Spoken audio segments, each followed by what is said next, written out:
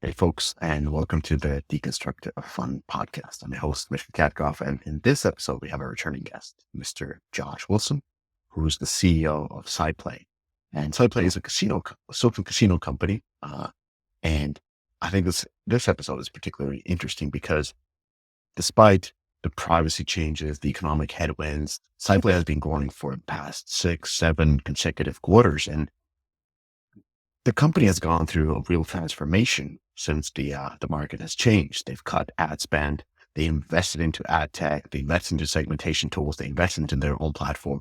They invested into the talent that they have and really reinforced their mission of being focused on customer relationship management. So I think this podcast is interesting for everybody, not just those who are working in the social casino space, because you can learn a lot on how social casino operates. And it's also interesting because Josh is a straight shooter. He just tells it how it is. And he's a great person to interview. And hopefully he comes back again on the podcast. But anyways, hope you enjoy this podcast. I'm sure you're going to learn a ton. I personally did. And want to remind you, there's a Istanbul Gaming Summit link in the description below. So we're doing once again our annual big event with Google.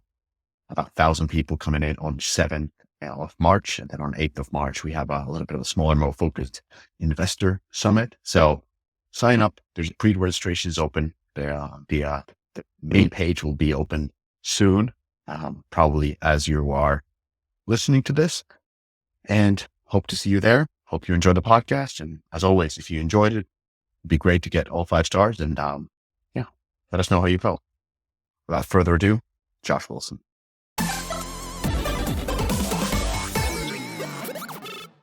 Hey, Josh, and welcome back to the podcast. Thank you so much. I'm extremely happy to be here. We met about it, a year ago, and it was just such a fantastic conversation. So very much looking forward to having another good conversation. Yes. So talking about last year, last year we spoke and we discussed the role of a CEO in building a culture and how to successfully continue scaling an organization with hundreds of employees worldwide. We also talked about what are the sort of the best and the worst things about being a CEO of a publicly traded company. And even though it's been only a year or so apart, a lot has changed. So first of all, we got the ATT, all the privacy changes. Like we knew that they were coming, but they're now in full effect, and we can see the impact on the mobile market. As a result of this and some other macroeconomic factors, the mobile market has declined. The interest rates are not zero anymore. They're actually pretty far away from a zero. So we see a lot of valuations going down, a lot of M&A frenzy in the 21, 22 has stopped. And then SciPlay, your own company, acquired a Turkish hyper-casual developer, Alictus, since last time we spoke, for 100 million in cash payments, 80% for 100 million. You acquired an Israeli casual casino developer, Come to Play, for an undisclosed amount. And on top of these two acquisitions, the SciPlay itself was acquired by Light and Wonder. So a lot has happened in the last year or so. So can you please talk about what has been like in the helm of SciPlay, going through the privacy changes, going through the macroeconomic headwinds, through these acquisitions, and bringing people along? So, how has it been for the last couple of years? Well, where it's been extremely busy with a lot of change, it's been really, really good. We've had a lot of excitement. To your point, bringing in Alictus for multiple reasons was the right move at the right time. We were continuing to look at finding new revenue streams. A lot of people will say "Oh, you got to get into casual." I look at it as new revenue streams, whether or not that is a new game in a casino category or a casual category. It's really new revenue into the business. The reason we are very, very happy about this, and we see this being part of our future, is not only are the game side, but they brought in an admon side of the business that is still growing very, very much in the games market today. But we had no, what I call is right to play there, because we didn't build any technology that they had. So overnight, they brought us 2 years into the future, which set up the groundworks for us to be able to create a new revenue stream, which I'll talk to here in a few minutes. At the same time, I think the last time we talked a little bit about how we were going to invest into the core of our business in order to set up all of our current games. So our Jackpot Party, Quick Hit, Goldfish, 88 into a growth mode. And all of those investments were kind of like just say panned out great. Like you see our growth. And it wasn't any one thing that we did. It was four major things that we've done in order to get us there. And it's like, as generic as it'll sound, it was in ad tech. We made large investments in our data platform in order to be able to make real-time decisions quicker. We also made some infrastructure changes that would allow us to take learnings from game to game quicker and make in-game decisions faster. And then last but not least, creating our own, direct to consumer platform. So be able to establish a closer relationship with our customers because we control the entire platform instead of being on someone else's platform. And the mixture of all these combined has allowed us to continue to grow really, really well. Now you bring, come to play, which is now basically just part of our Israel studio. The Elictus team that we have in Turkey, all of this together, we're able to start building out admon games at the same time. And we're able to not just look at casual games, we're able to look at social casino games, we're able to look at hyper casual games. And then the Come to Play team actually has a really good background in solitaire. So we're also able to look at that genre and bring it in. The one thing what I would say is we are focused on games that the simple core loop has very similar game characteristics to slot machine and bingo. And what I mean by that is it's people that will play that simple core loop over and over and over again. And you don't really progress in the simple core loop. It's all the meta that's around it that the progression exists. And this allows us to feel like we have the right to play in both solitaire and other, what I call simple casual games. And this is where the focus is. All of it together really is kind of telling this future of what SciPlay is. But we couldn't do it without the investments that we made to make sure that the core business continues to grow. And this is where, all the investment dollars are made for us. All right, a lot to unpack here. So let me try to to comment from certain points. I'll use Huge Games and Playtika as a certain of a reference because they are also public companies and they also share a lot of information of what they're doing. So in terms of the investments you've made, so the let's say the direct to consumer platform, those are probably investments. Not probably. Are those the investments that allow you to monetize players outside the app stores? Like we've seen, I think Stillfront in the earning call just a month this week or last week, they were making, I think, 30% from off app stores. I think Huge was posting similar type of a number. Is this that type of an investment? Yeah, it's that type of investment. Except for I think that's a perk of doing it. The reason we wanted to do it is we want to eventually be able to own the platform as many customers as we can be and have. Like right now, we're very dependent on Apple, Android, Facebook less now than what it used to be, but they own everything that our customers play on. So when they decide, Apple says AT&T, this is now a change, and Google says, hey, you now can't do this. Like eventually we have to figure out a way that customers can play in our world. And this platform gives us the ability to do this over time. So what I'm kind of hoping is long term, we're going to end up with a phone world or a platform world where you actually create your platform, install it on that world, and this is how you communicate with the customer itself. Now, huge benefit of this is Apple, Google, they all charge 30%. We're now our own credit card processor. So we get, let's call it less than 10%. So there is massive EBITDA savings, which then gives us more money to invest back into ROI growth. But it's still like, it was always about the customer first. It was never about, hey, we just want to go make more money. Yeah. We always made more money because we always wanted to be more efficient. This is just a way to accelerate it, which is also the reason our migration will most likely be slower than other companies, because we're asking customers to do something different than they've always done. I don't want to lose one customer and asking them to do that, because keeping them as a customer is more important to me than saving 20 cents on the dollar.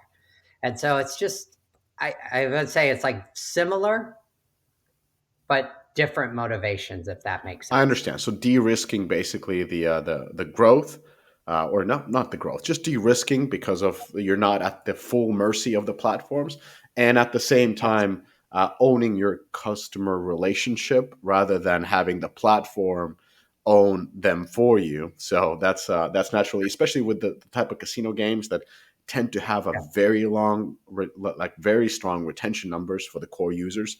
As you know, Yes. I've worked at Zynga. I know how casino works from the side looking. It's a high retention business. Yeah. I mean, the growth of the business comes from maintaining old Yeah. cohorts, not as much marketing. Yes. Marketing is future cohorts added on, but if you're bleeding everywhere else, it's just filling holes.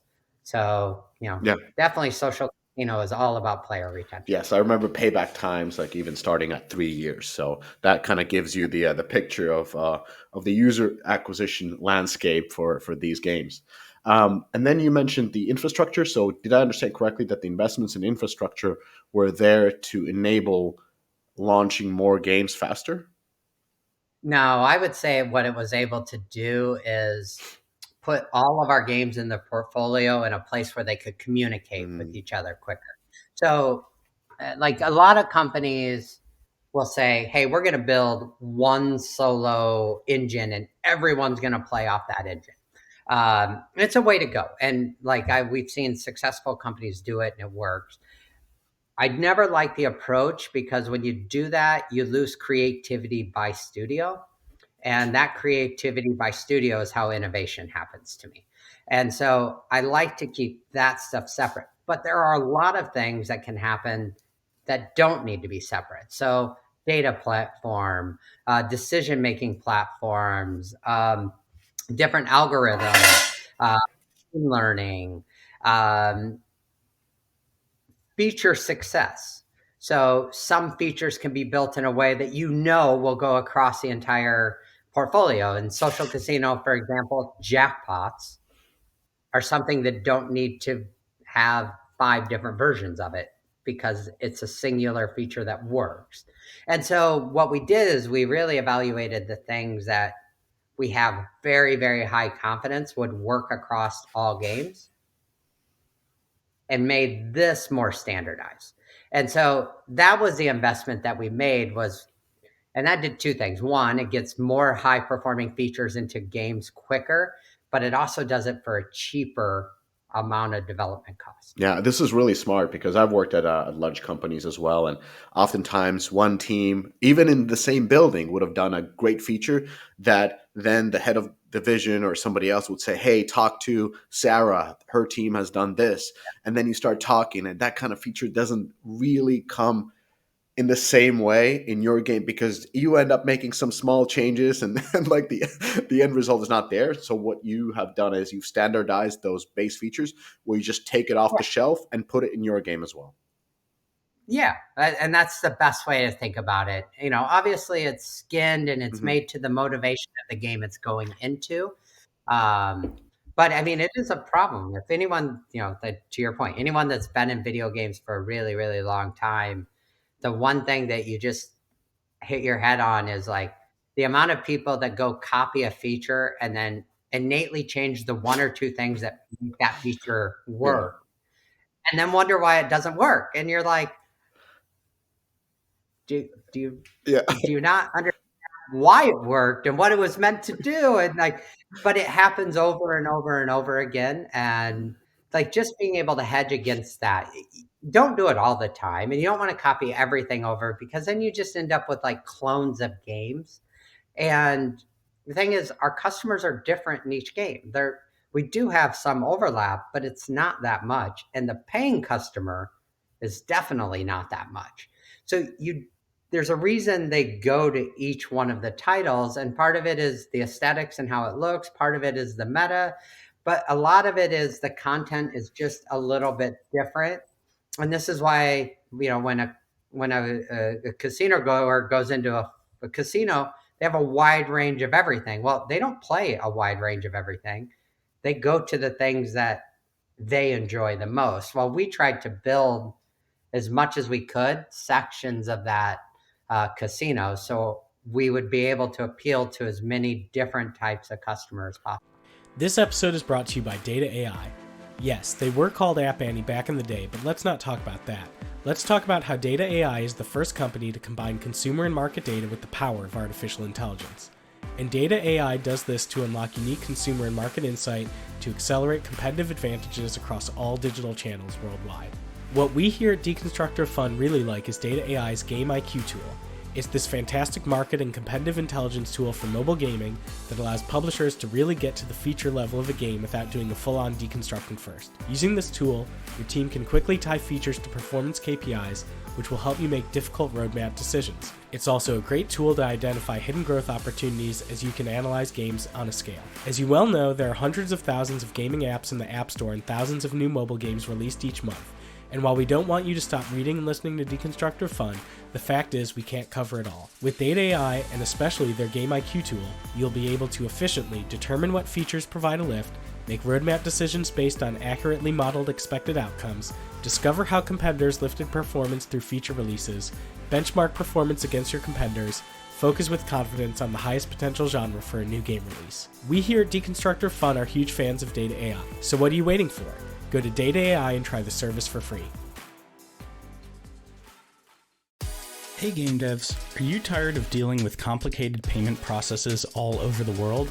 Well, Xola's got your back with Xola Pay Station. It has a simple, user-friendly interface that makes it easy for players to pay for your games and in-game content however they want. And because the Xola Pay Station user interface is adaptive and accessible on smartphones, tablets, and PCs, your players will have a seamless experience no matter their preferred device. Players can save their favorite payment methods for future purchases, and on mobile, even charge purchases directly to their phone carrier bill. On the back end, you can customize your checkout with game-specific integration options like sidebars and iframes, as well as change colors, fonts, and images to make PayStation look and feel like a natural part of your game. Ready to see Xola's PayStation in action? Visit xola.pro/payments-DOF or visit the link in this podcast description.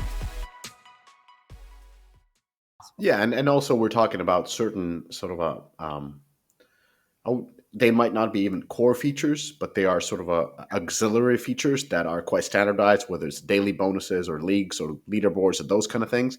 And when you're trying to control that same player, like what I've learned from casino games, very little, but what I understood is a lot of players play several slot games at the same time, because just like in a casino, your machine can go cold and you need to switch to a hot one. And so when you switch to that next one, you don't want to learn you want the basic progression features to be the same so you can continue to know exactly how it works. And of course, the core experience is different, but you don't have to, learn the other side of it, the metas and so forth. Yeah, dead right. Like this is exactly the theory that we use and how we try to put it together. Ultimately, I think we talked about this the last time we were together. Ultimately, your goal is the director of monetization or director of product is, when that customer picks up their phone, you want them to launch your game. Yeah. And the only way to do that is create the most entertaining experience that you possibly can. So spending cycles doing the thing that has to be standardized everywhere doesn't make sense. For sure. Your vision's got to be like, hey, if I gave them this feature, can I get an extra 3-4 minutes a day? If I gave them this feature, can I get one more play session a week? And that's really where we want their mindsets really focused, is like getting that next minute of time over what do you need to get the base amount of time. Makes all the sense. I mean, just being on the ground, I know how difficult these kind of simple things tend to be. So it's good to hear that you've made the investments and now they're being used across the whole portfolio.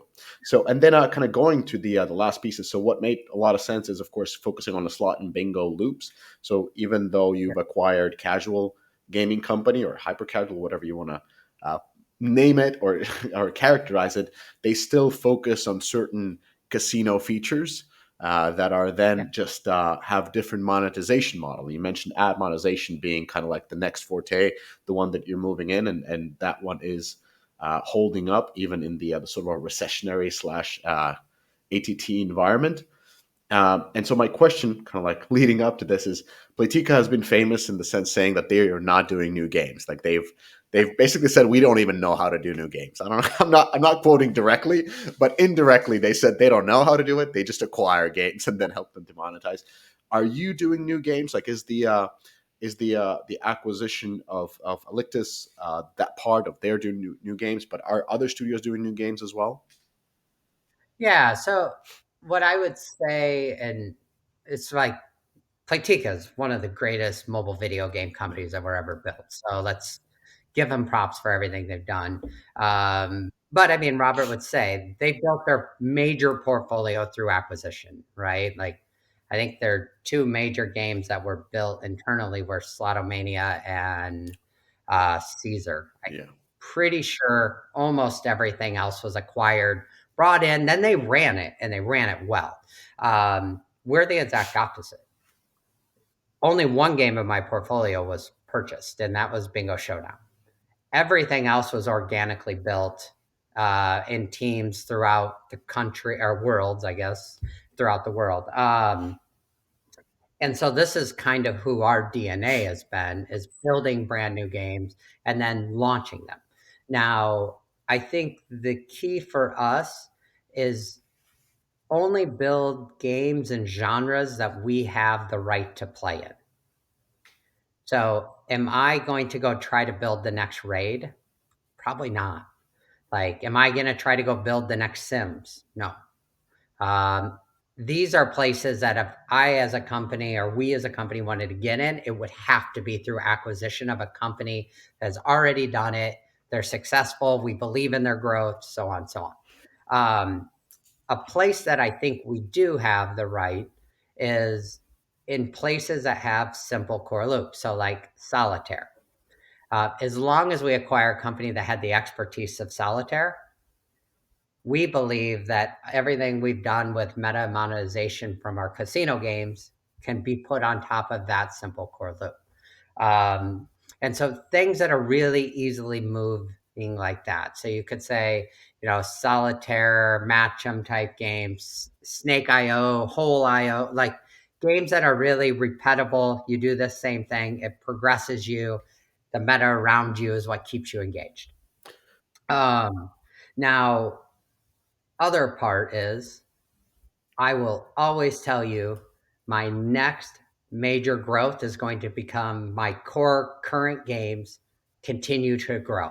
This is the focus of the company. This is where the growth is coming. This is why we've been able to outperform the market the last 6 or 7 quarters, whatever it is, because 85% of our focus is making sure our core business grows. It's not chasing the next new game. It's not chasing the next revenue stream. This is where we make sure that we've done the investments needed. The other 10 to 15% is looking for that new revenue stream.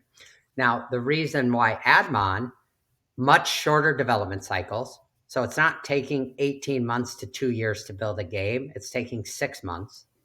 So if I'm wrong, I didn't just spend $5 to $8 million. 2, cost of acquisition moves with ECPMs. So when Marketing cost goes up, eCPMs go up. When marketing cost comes down, eCPMs go down. So unlike IAA games, where when cost of acquisition goes up, you have to figure out how to create more LTV, which is much, much harder. Here, the monetization fits how the acquisition goes. So we just have to build a really good game. So it almost takes that part out of it. And this is the reason why we believe like it's the next way to add some. Now, are we going to be able to build a ad mon department as big as our core? No, like no one has. And can you build a couple $100 million business in ad mon? Yes. There's a lot of people that have done it. And that business doesn't have a platform fee at all. So you're paying a 2 to 3% to whatever the mediator is or whatever, or to, if it's brands or however you're doing it. But there is no credit card fee because there is no credit cards. That makes all the sense, and a very, very calculated approach. And have you seen success already from Elictus that is according to the expectation, or is still kind of getting there? I think it's getting there. The thing that we saw from Elictus is over the last year, we tried a few different things which make us more confident that the plan can work. And it also made us realize that we're going to have a couple studios in our portfolio working on it. It also made us realize that solitaire could be a very good output to this. And we also need to evaluate social casino. And social casino could be an outlet for this. So I don't believe in putting admon in our current IAP games. I think that's a mistake, mainly because we're always converting people that have been playing the game for years into payers. And once I think you go admon, you stop that conversion over time. But there could be a way to create a game that is still majorly a social casino, but the meta works different to have the monetization through admon, which theoretically would allow us to bring in customers cheaper. Because I'm not whale hunting anymore. Yeah. I'm now looking for people that are just going to come in and play and be engaged, but will watch videos. Therefore, instead of looking at this group of first-party data, I get to expand my slot data or reach of people. And then when they come in, I'm also able to get a sense of which of them potentially could be cross-promoted to the rest of the portfolio. So it starts to become a strategic plan in order to take the company forward for the next 2 to 3 years. Got it. So the acquisition is, there's kind of two theses of the acquisition. One is the audience play, as you explained. So much larger audiences with these very casual games that a casino game could get, and there's a chance of cross promotion or cheaper acquisition. And then the second part is getting access to certain competences with app monetization, certain capabilities, Right. as well as entry to the new genre. And when it comes to entering the new genre, like you said, you focus on still that slots, that bingo, that solitaire. It's definitely looking at the broader market smart, because it's hard to name. I think I can name only two companies that are successful in casino as well as in other genres. Those would be Scopely through the acquisition of GSN. So again, it's not like they acquired a very successful casino, developer publisher, and Zynga, probably the longest reigning top player in the casino, while also having all the other genres. But also they have acquired a lot of their casino competences. Correct. And I think that's the key to it is most people acquired their way there, but they've struggled to keep their non-focus growing. Like their focus will, the thing that they were already good at will continue to move. They've struggled like adapting over. And so I spent my entire, my cycles of thinking is like, hey, how do I make sure this is an investment, that it's an investment that's ROI positive? It's not just top line revenue, it's profitable top line revenue. And this is where I feel very confident about our strategy, because our strategy isn't just be successful here or not. It's be successful, also helping us grow our core at the same time by giving it a shot. And so it's kind of just a portfolio play more than just a genre play. Yeah, understandable. And it's also sets a certain strategy for your M&A team, that they're just not looking at everything that is profitable, but something that actually boosts your portfolio, and especially the existing ones. So Exactly. I'm going to continue by quoting your Q2 investor call, or earnings call, not investor call, earnings call, because that's the last one that you did as an independent company. And quoting you, you said, "For the sixth consecutive quarter, SciPlay has outperformed the entire social casino market. Revenue grew to 190 million, up from 160 million in Q2 last year. This is a strong 19% year-over-year growth. It demonstrates the resilience of our games and the consistent engagement of our player base. We deliver great gaming and entertainment experience to our customers, thanks to our terrific SciPlay team." And the call, you also presented the 45% year-over-year growth compared to the last year's second quarter. So my question is, like, this is a quote from this year, like a few months ago, not from 2021, not from 2020 when everybody was growing. How was SciPlay growing when the rest of the market declined? It's like that magical question that I think all of us even try to figure out. And I don't know that there's a particular reason why.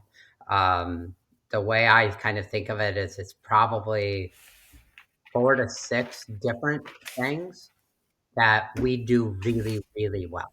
And it's not like we do this well. Hey, we're not a monetization company and this is all we do. We're not a marketing company and this is all we do. What I would say is we're a very diverse abilities to do things. And so we made some strong investments at the beginning of, I would say, third quarter of 2021. And if you remember, the AT&T stuff came, or IDFA, but that launched in April of 21, and nothing really happened. Everyone was like, "Hey, everything still works. We're good." September of 21, the new iPhone comes out, and all of a sudden, a company like us, which were very, very ROI focused, most of our marketing money became ROI negative. Like we were like, we're not going to be profitable anymore. What the heck? And I remember sitting down with the executive team and all coming together. We had an emergency meeting, didn't jump on a video call. We all flew to a location. We sat down and we were like, if we don't pivot, we're not going to be here in 2 years. And as a group, we were like, okay, first, cut your spend. Like, we're still going to hold to our things. We're only going to spend money that is ROI positive. We went from spending like 2.5 million to 3 million on our largest games to 500K. Oh. And if we spent 501, that one was unprofitable. So we just had to. But the good news is, in the short term, we had a lot of EBITDA that was sitting there. Well, we use that EBITDA to make some big investments. We made multi-million-dollar investments into our ad tech business. We made multi-million-dollar investments into basically our technical infrastructure, allowing us to share data easily across all of our games, to make decisions easily across all of our games, in order to share feature success across our games. A lot of decisions that basically said, hey, we want to be able to take the know-how from game to game, but at the same point, we want each game to be unique and on its own and have its own roadmap, and big decision at that point. We also made a lot of investments in our, what I would call real-time decision making, or our monetization. So being able to customize the game even further by individuals. We then also created what we call the direct to consumer, which would be the kickoff of our own platform. So why is this important? Well, we're in this situation because a platform decided it wanted to change its rules. So in our side, we wanted to say, hey, how can we get to a point where someday it's our customer and our world and our platform? And so this was a kickoff to this. Now, there's also the benefit of we're now the credit card processor also. So instead of paying 30%, we're paying under 10%, which is just means every dollar is more profitable, which we can use for investment and growth later. And then the last one, which I think is probably the key to all of it, is we made huge investments in talent. Not that we went and just said, hey, let's go take people from the best companies in the world. That's not actually what we did at all. What we said is we have pockets of talent throughout our business that we believe the best of all games are here. How do we figure out programs that can take this and permeate it across the entire platform, the entire company? And so our investment was like using our best people and teaching them how to be teachers. And then that went from like teaching them how to hire, teaching them how to interview, teaching them how to be better managers, grow. And it was a long-term investment, because like there's a reason college is 4 years because it takes a long time. But we just saw quarter over quarter our talent base get better and better and better and better. And our goal was like, hey, we're not to go copy this company, not to go to be SciPlay. And so now where do I sit today? We don't have our marketing constraints aren't because of ATT. Our marketing constraints are because we fiscally run a company correctly. So we do a percentage of our revenue back in marketing. This is how you should run a company. We focus on retaining our player. So I don't think of revenue growth of how many people I can go buy. We think of revenue growth of how many people can we retain? What growth can we get from them? Well, that's the stable core of the business. Now marketing is just additive cohorts on top. And everyone in our portfolio or our company, this is their mindset. And then the last but not least, and I hope what I'm going to say is true, but I really believe it is. If you ask any of the 800 plus employees what the mission of SciPlay is, it's to be a player first focused company. It's not to get the most amount of money. It's not to, increase LTV. It's to be a player first focused company, which means we're more of a CRM company than we are a mobile video game company. Mobile video games are just what we do to retain the customer. And I think it's like a mixture of all of this. Like if we did just one of those best in market, but did the rest of them not, I think we'd be where the market is today. And so when you got to these, like I'm just gonna write what I spent. Like you cut the spend, so that gave you the EBITDA. You invested in the ad tech and infrastructure. We kind of talked about that previously. You invest into segmentation tools, if I will, like personalization of the experience. You invested into your own platform because of hostile actions of the platform holders. Let's put it that way in a business sense. Talent investments, so teach to be a teacher, and reinforce the mission of being customer focused, so CRM, and that's a very interesting way of putting it. I wanted to talk to you about Heroic Labs. Building a successful game is hard enough without worrying about building your own game tech as well. Heroic Labs provides a comprehensive game stack to help you get your game into market faster and scale beyond the competition. With their Unity game framework Hero, you can cut development and prototyping time in half and quickly add social, economy, and reward systems to grow your game. Satori, the live ops platform built specifically for the games industry, lets you run live events, A/B tests, deliver dynamic content to players, and always keep your game growing. Nakama, the industry's leading open source game server, lets you develop locally, providing all social and competitive features for your game, and then seamlessly transition to their Heroic Cloud hosted service and easily scale to meet the largest of audience demands. Find out how to get started at heroiclabs.com.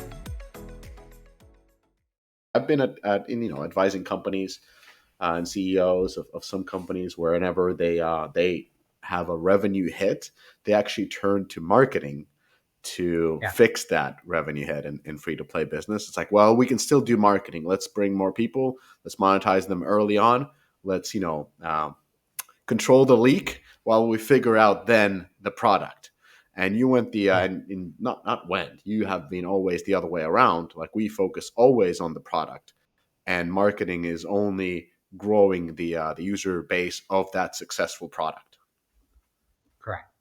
I remember, and I might have been in 21. I can't remember the exact date. It was post-COVID. I know that for sure. And I was having a conversation with one of our very talented directors in the UA, and I asked the question: "Is like, how much does it cost to get a payer?" He's like, "Costs us $100 to get a payer." In 2 days, I had a company like Fireside, and I'm like, every payer you lose is $100.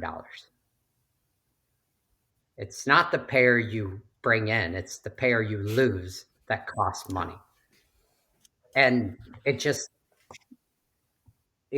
sometimes when you get that one piece of data that changes how you look at it, because most people don't think, hey, I lost a player, I can go get 5 more.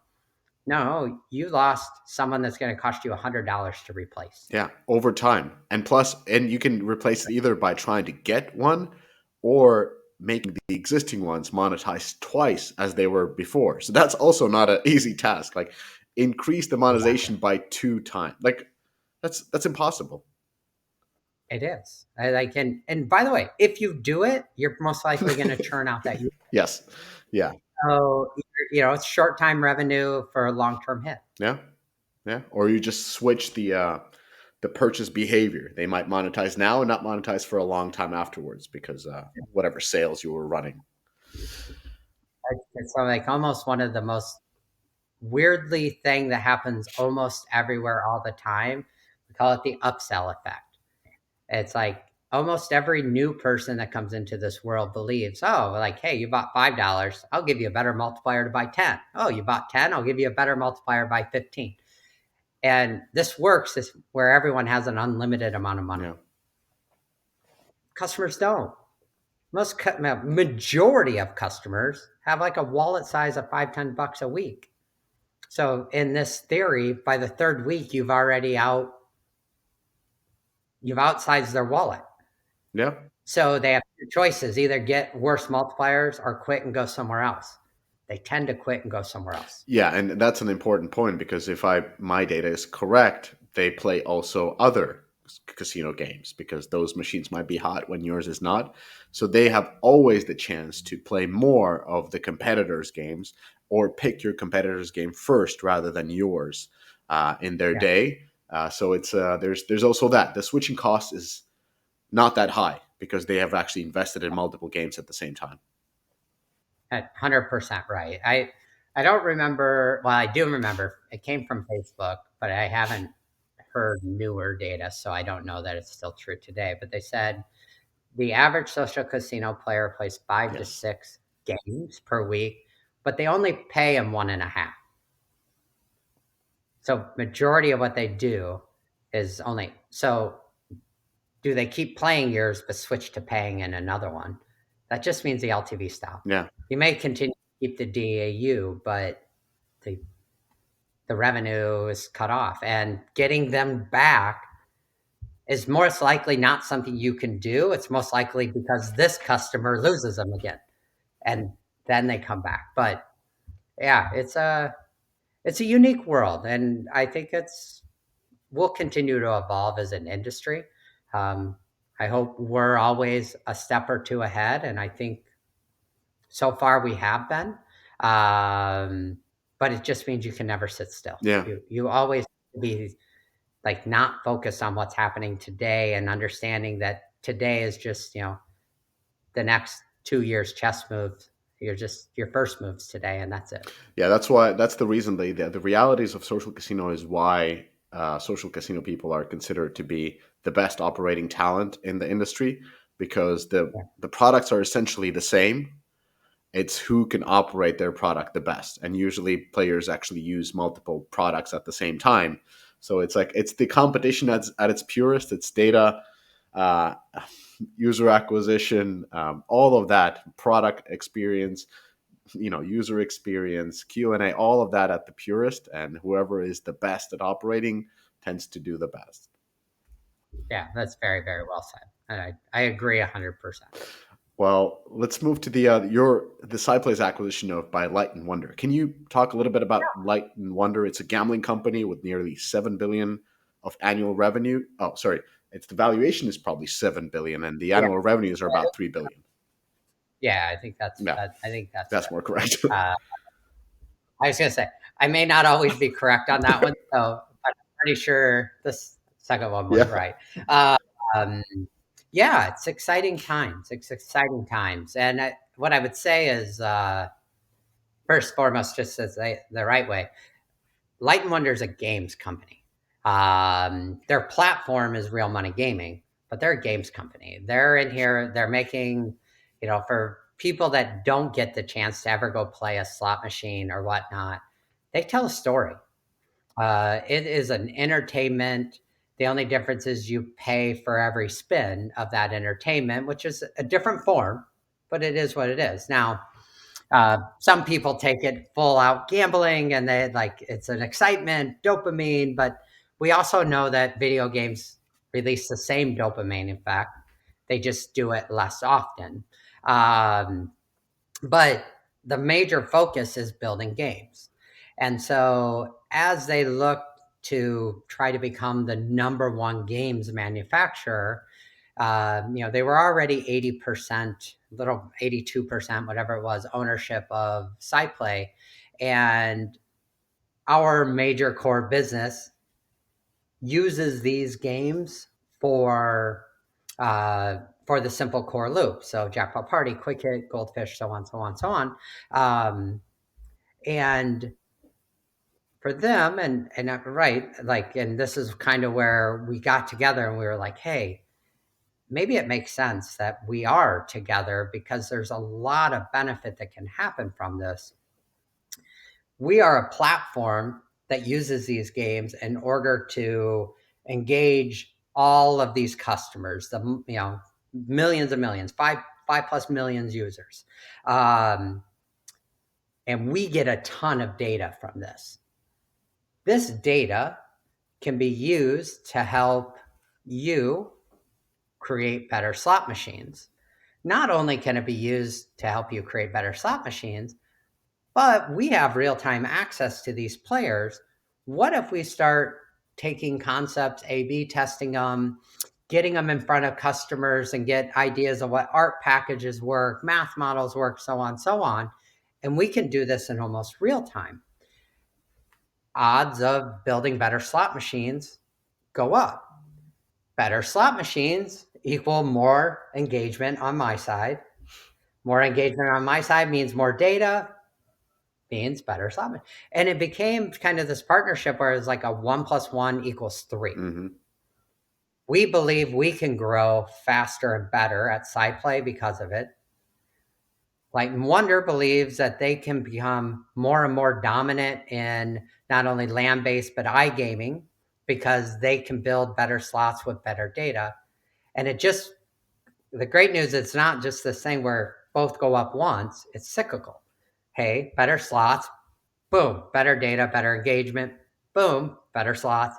and it just creates this like partnership that will be able to hopefully grow the two companies together for the long-term future.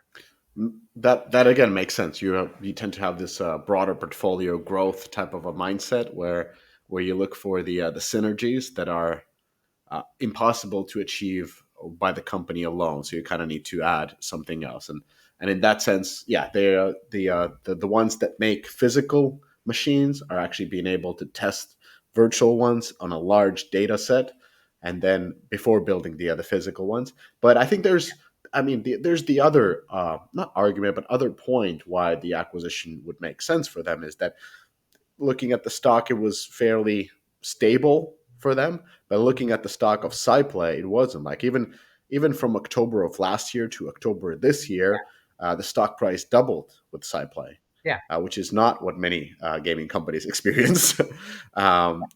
So there's that as well. It's a profitable, social casino company on a growth path. Oh, absolutely. I mean, I think the timing was the right timing, especially on their side, because we didn't show and we haven't shown any slowing down. And in a world where you're the kind of outlier grower, you also tend to be the outlier grower in valuation. And so each quarter that went by, our evaluation kept going up. And so making the move at that point was probably fiscally absolutely the right decision on their side, because I mean, ultimately, for us, it was an independent, a section of our board became an independent board, and they're the ones that evaluated it. This wasn't like, hey, Josh Wilson, do you want to do this? It was like, no, I'm a company. That's not how Yeah. that works. They made an offer. Our independent board uh, hired outside resources in order to evaluate the board, and came to what they believe is a very fair price. And me, as it looking from the outside, was a very fair price. I look at what other companies were being acquired for. I look like what multiples and evaluations were today. It was the right call. It just happens to be on my side. At the same point, I can see the long-term vision of how this acquisition means that SciPlay can be here 20, 30 years in the future. And that's always very important to me, was to build a legacy of a gaming company. Like, I want to build the next EA or the next Zynga, that company that's here generations, even generations after I'm gone. And this is part of how we did that, is making us the strongest we could possibly be in our core. And then from there, just creating new ways to grow, which is why I get to spend my time today. And how is it post acquisition? Like, how has your job changed apart from not doing earning calls? Probably, well, you'd probably be invited in most of them, I would assume, because they want to show what is growing, which is SciPlay every quarter, but at least not being in charge of the full earning call. As much as I really, really loved being a public company CEO and the pressure that comes with that, it was interesting. I was sitting, as I was telling our executive team, like, hey, this is coming. Let me walk you through why. One of them like puts her head up and she's like, does this mean you have more time to focus on the business? And I was like, yeah, probably about a month a quarter, and do it. This is a benefit. Like, Matt Wilson's an amazing leader. He is one of the most charismatic. He is a very visionary thinker. He is a great guy. He's the CEO of Light and Wonder. I have a great rapport with him. But he would tell me right away, he's like, Josh, focus on growing the business, what you're doing. Focus on the culture that you built has been the major focus, and help me figure out how to tie things together for long-term growth for Light and Wonder. But keep winning. This is first and foremost, keep winning. And So for me, it's been like I am spending more time focusing on the thing that I love. I'm a product person at heart. I'm a monetization and economist at heart. Um, you know, I was a games person who learned to be a CEO, not a CEO who learned about games.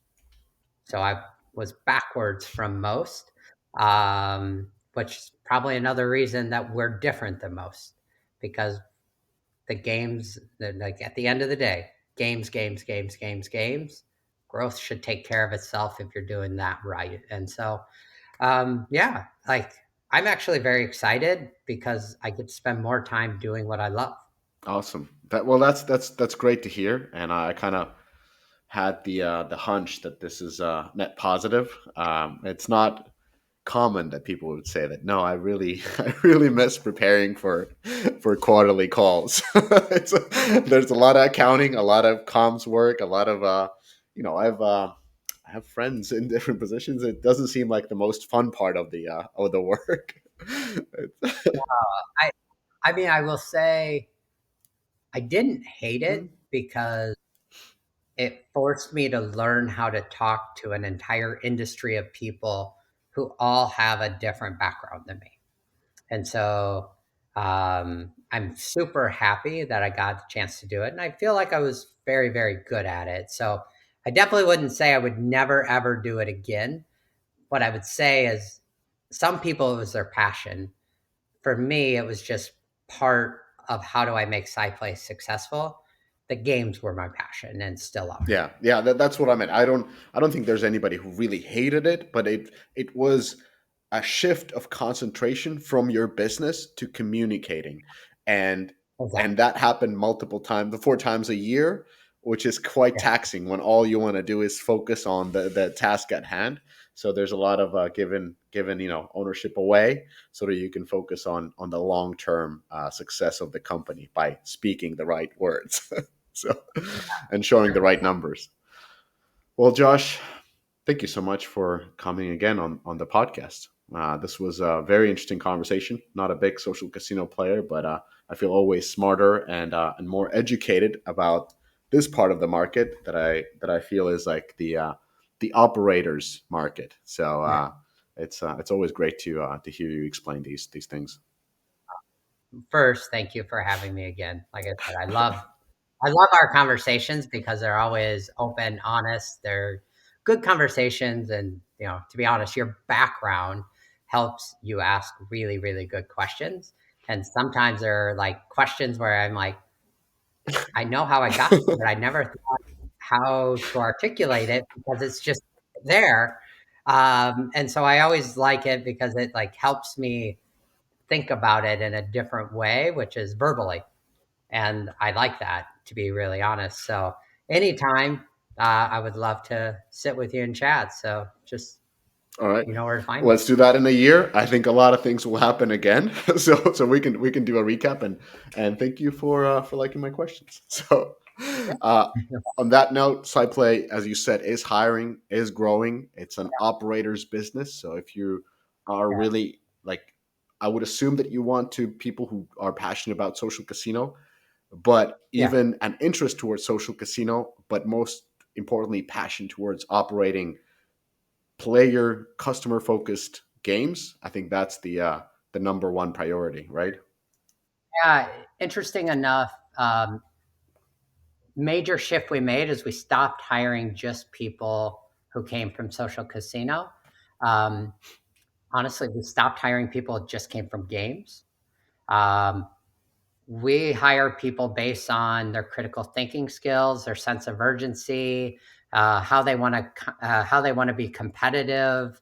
Are they team players?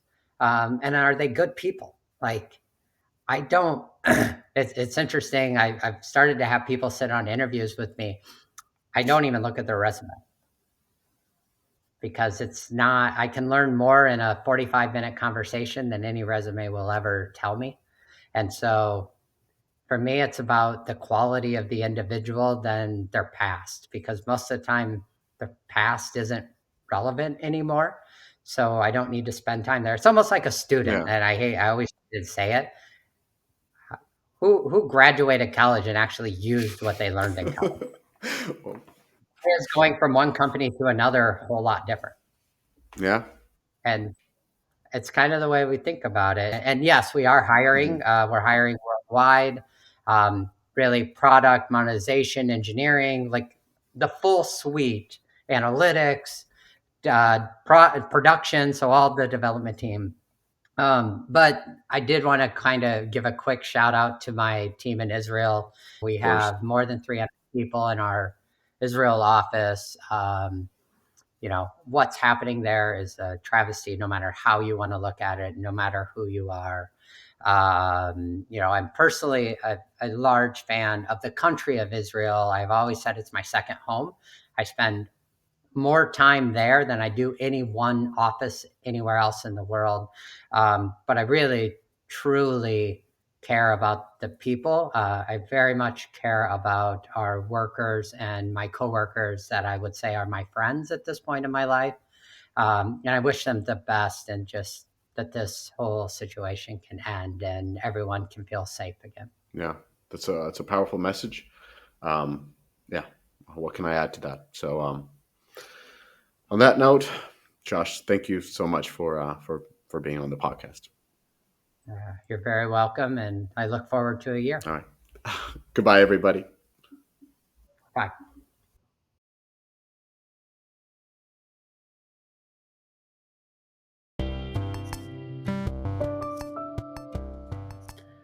Thank you for listening to the whole episode. If you like this podcast, please do leave a comment and share the episode. If you want to access the Deconstructor of Fun community with hundreds of senior games folk, go to our website and apply to the Slack group. And if you want to get notified of all the new content we have coming out every week, do subscribe to the weekly Deconstructor of Fun newsletter. Finally, do remember, we love you guys and we appreciate you guys. Catch you next time.